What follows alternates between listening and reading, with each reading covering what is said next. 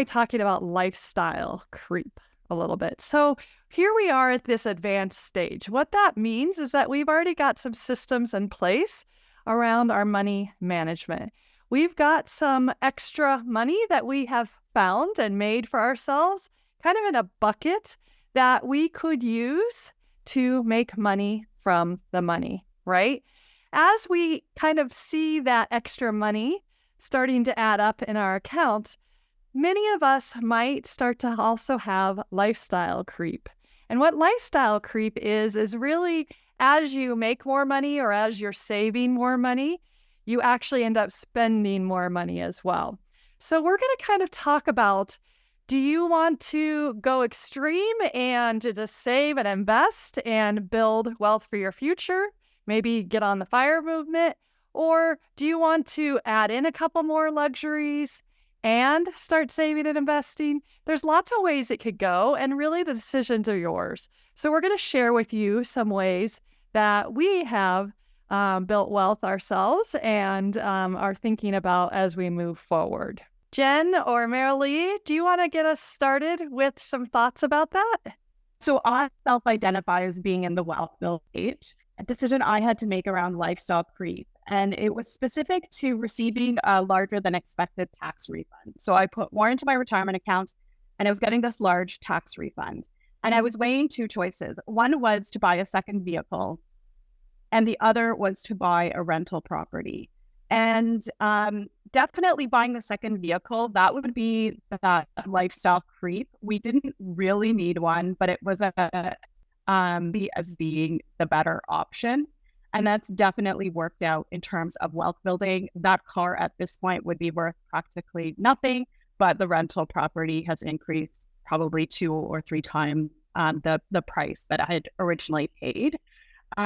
But it's hard. It's hard in the moment to choose investing versus definitely doing some thinking and crunching the numbers, and combining the two is helpful. I'm just going to say, Marilee was cutting out quite a bit there. And so I maybe could recap it to make sure that our listeners can hear that. So Marilee, what I caught there was that you were deciding between buying a second car or buying an investment property. And you actually chose the investment property. And glad you did, because that's going to build you more wealth in the end, where the car would have been a little bit more on the lifestyle creep, just something you didn't need and wasn't going to benefit your future as much. Is that correct? Exactly. And I think that is a temptation that a lot of us have faced at different times.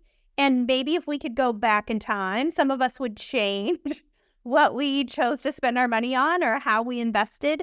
But I think that it's really important for us to have this conversation, because at this point I think I would also consider myself at the wealth building stage, like Marilee said. And at this point, there are times still when my husband and I have these conversations like, is this the best way to be spending our money?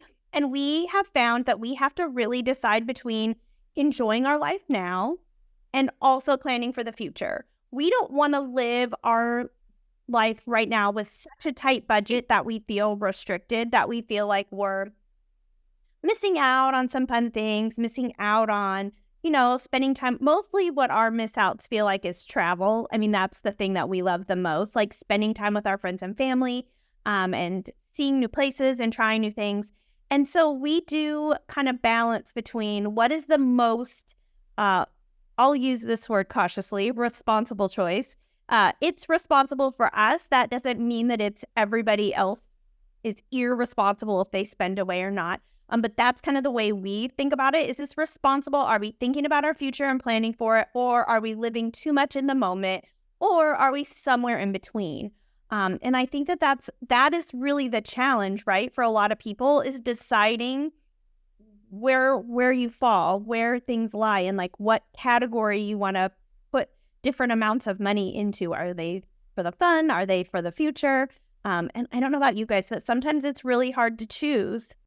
Remember, we'd love to hear from you. Please send us your thoughts and questions, and be sure to like and subscribe our podcast. We're so glad that you're here and have been listening.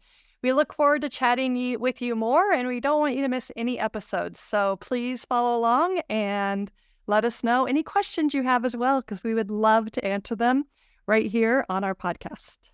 Take care.